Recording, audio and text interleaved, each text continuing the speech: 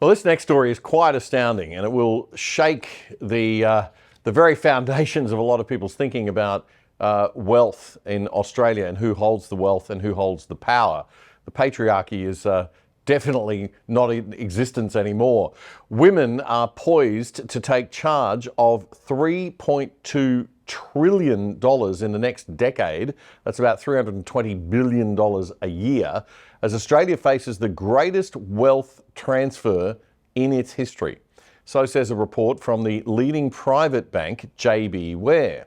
Now, this report is called The Growth of Women and Wealth.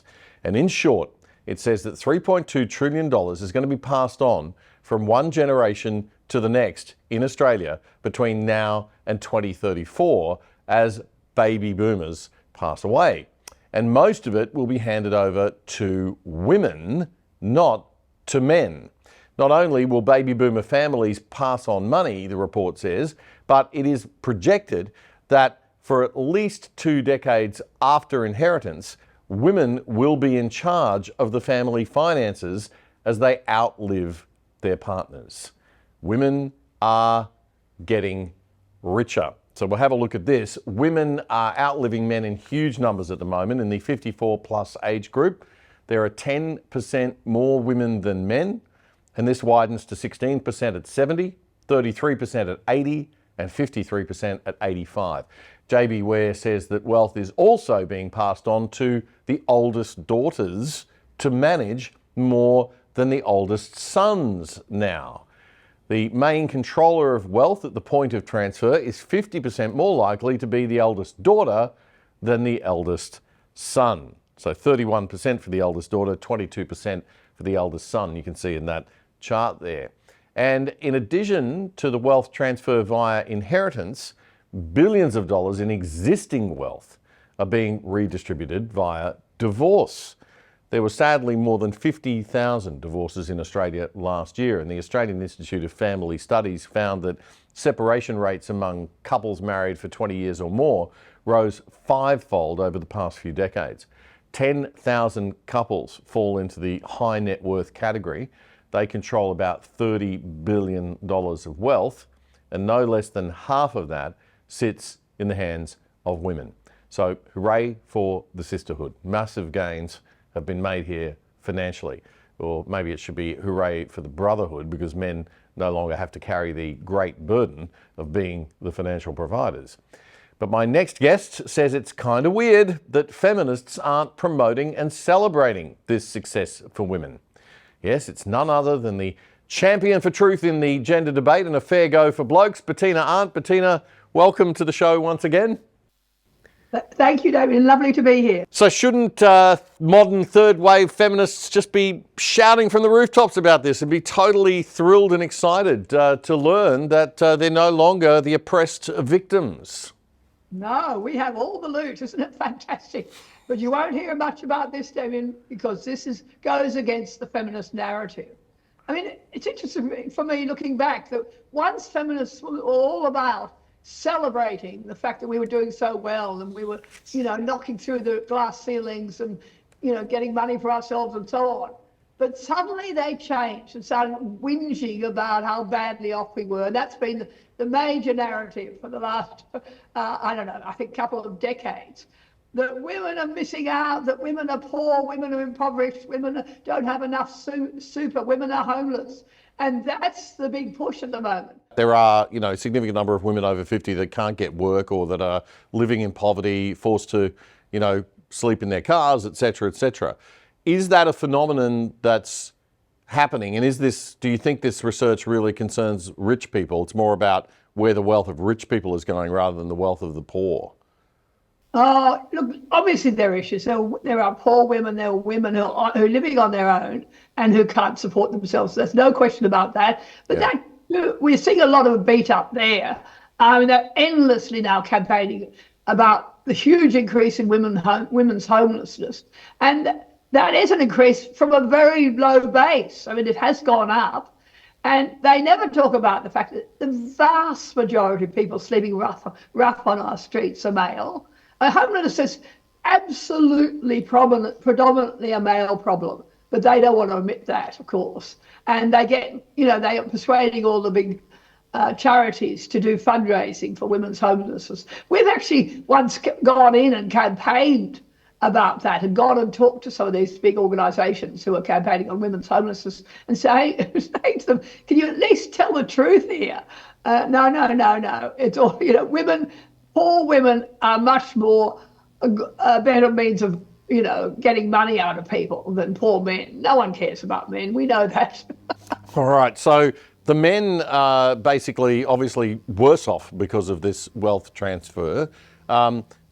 You're saying in your article, and you wrote a fantastic piece on this for The Spectator, that you don't necessarily have to wait for the man to die or for there to be a divorce for that wealth transfer to happen, that it's actually happening through spending right now. And I think you mentioned that women account for 85% of all retail purchases, and travel is dominated. 64% of travel is worldwide are female. 80% of travel decisions are made by women. So women do have a lot of power over the cash already. Oh yeah, we do all the spending. I mean, it's an absolute joke complaining about women's lack of wealth when, if you're the one who is in charge of the purse strings, who makes the decision about whether you buy a new car or a new property, obviously, that's where the real power lies, doesn't it? And they don't talk about that either. I mean, if you look I loved it though. I was looking at and now there was an analysis about property. Women are now owning more property than men overall. And one of the analysts discussing this said, it's very interesting that women's empowerment in terms of property happens later in life, which of course is when the big increase, she was talking precisely about the increase in divorce rates where women take men's houses, Bettina, before we go, I want to talk about the big conference because it's coming up this week. I'm very happy to be speaking, coming down to Sydney for that. It's August 31, the Presumption of Innocence Conference. If you haven't heard about it, get online. We'll put the website up on the screen now, but make sure you do come along and join us if you are concerned about these issues of the presumption of innocence seem to be losing its relevance and power in our judicial system. But tell us a little bit about who's speaking at the conference, and it's all day on Saturday. That's August 31 in Sydney for anyone who wants to come along. Yeah, we're doing really well. I mean, I think we're going to have a really full house. So if anyone wants to come along, you better get in there quickly. We've got people talking on a range of things. Obviously, what's happening in our justice system is the kernel, the essence of what we're talking about. But that's just a consequence of the way our society is being manipulated by the feminists. And we're seeing all our institutions misrepresenting data, constantly begging for more money, constantly lying about statistics, constantly demonising men. And we'll be talking about that broader cultural shift as well. And the fact that is translating into an extremely unfair legal system, justice system at the moment, which is all tilted towards victims, survivors, i.e. women, and undermining the rights of accused men. But we also, I think the cultural issues are really important. The thing that I talk about all the time, that we live in an anti-male society, and all this male bashing is playing out in our justice system. Now, we did have a situation recently, Bettina, that the Law Society of Australia made a submission to the Law Reform Committee, or Council's review, because they're doing a review at the moment on the rules of evidence, trying to make things a little bit easier for the victims of rape and sexual assault to go to court and to be heard. However, that what's on the table is actually weakening the requirements for evidence and the requirements for the presumption of innocence.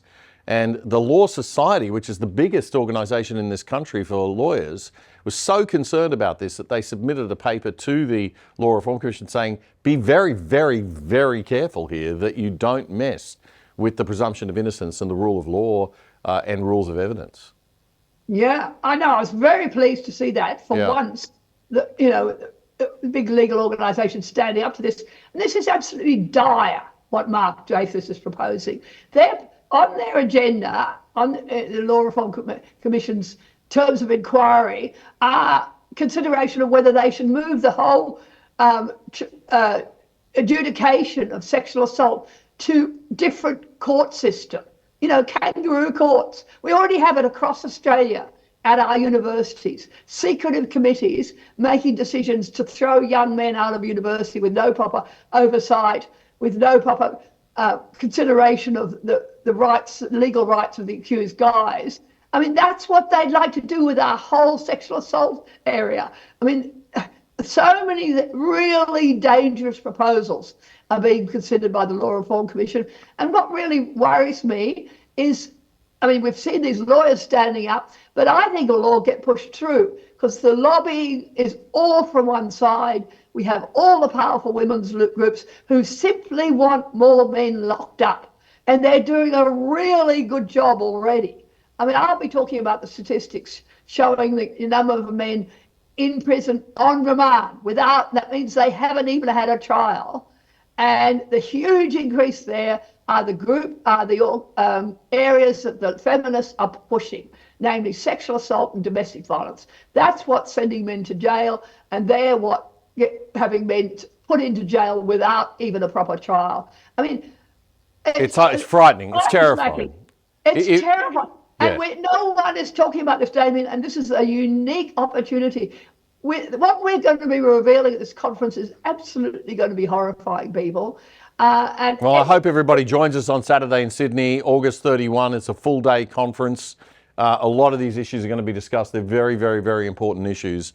And men do have to stand up and start to fight back because we are getting into serious trouble if we're going to have committee. We saw what happened to Dave Pallo with the Human Rights Committee in Queensland.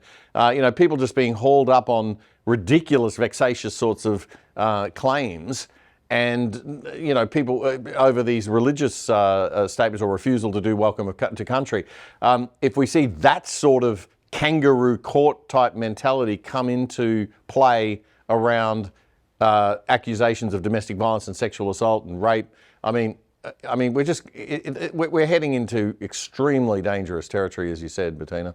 So yeah, and it's incredibly exciting that we've got brave people, including you, David, prepared to come along and tell the truth about what's going on here. And it's a historic occasion. So I hope many people will join us. Looking forward to seeing you on Saturday. Thanks, Bettina. Thank you, David. Private internet access is terrific. With all the big government clampdown on online speech lately, you are taking a big risk if you don't have a VPN. That's a virtual private network. And it blocks spying eyes in big government or big corporate from seeing your IP address and hacking into your data. Now, it's super easy and cheap to set it up. It's not technical, even I could do it. And even if you already have a VPN, you should consider switching to these guys, because since I have had zero reduction in my internet speeds, which was a bit of a problem with the one I was using before. And I don't even have to think about this one. It's just on automatically whenever I turn on my computer. And even better news is that the other side has secured a special deal for you, which will get you set up for 83% off the usual price and with 4 months free. And get this, that brings the price down to less than $3 a month. It is absolutely amazing. So jump on it now, sign up to our special deal and help support us by supporting our sponsors. piavpn.com/otherside. piavpn.com/otherside. If you like that clip, there's more where that came from in our full show, The Other Side. You can watch it right here, the latest episode. And please subscribe to our channel by pressing the subscribe button right here or down here. And remember to click that notification bell too. It all helps. Join us and become part of The Other Side.